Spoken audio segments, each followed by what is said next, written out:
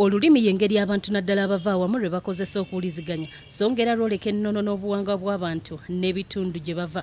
Kyokka wadde nga guli gutyo, omuntu yenna yandyetaaze okuyiga ennimi endala kubanga olulimi kya bugagga. Ng'asinziira ku mbuga enkulu mu Bulange Mmengo, Katikkiro Charles Peter Mayiga atongozza ekitabo ekirimu ennimi essatu ekituumiddwa Ekisomesa, oluswayiri n'olungereza nga kyawandiikiddwa James Wasula.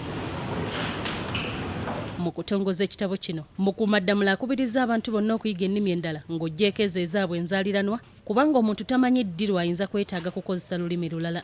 N'olwekyo okusoosowaza Oluganda tekitugaana kuyiga nnimi ndala ng'oluswayiri.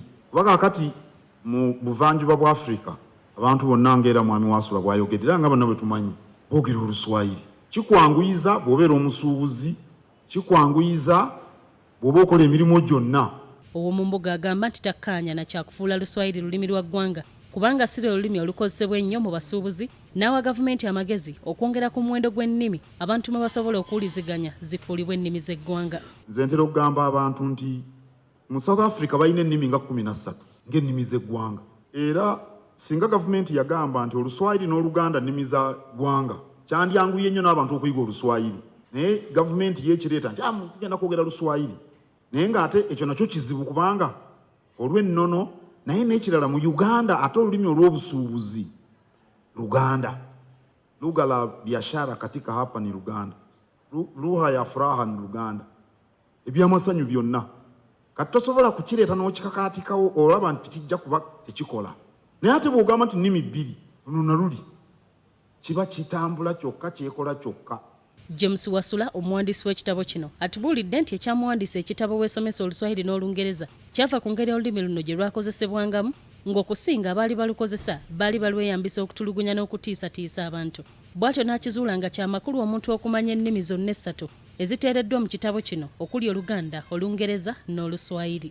Kati ne tulowooza nti tutandike okusomesa abantu olulimi luno mu ngeri ennyangu, ng'oliwo bw'ofuna ekitabo kyo n'otandika okusoma, kyangu nnyo okuyiga Oluswayiri n'Oluzungu. Bw'oba omanyi Oluzungu, kyangu nnyo okuyiga Oluganda n'Oluswayiri. Bw'oba omanyi Luswayiri, kyangu nnyo okuyiga Oluganda n'Oluzungu.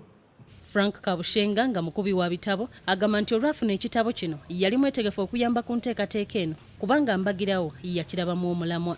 We are at a time in Buganda, in Uganda, and in East Africa where we need unity. But language goes ahead of any form of unity. The moment I speak and you can hear me and listen to me, then we can do anything else. But if you speak and I cannot understand, then we still have a long way to go. So I am happy that we're able to use all resources possible to publish this book. Stella Nandaula, BBS Telefaina. Webale nnyo Stella Nandaula, yo poliisi yajjunja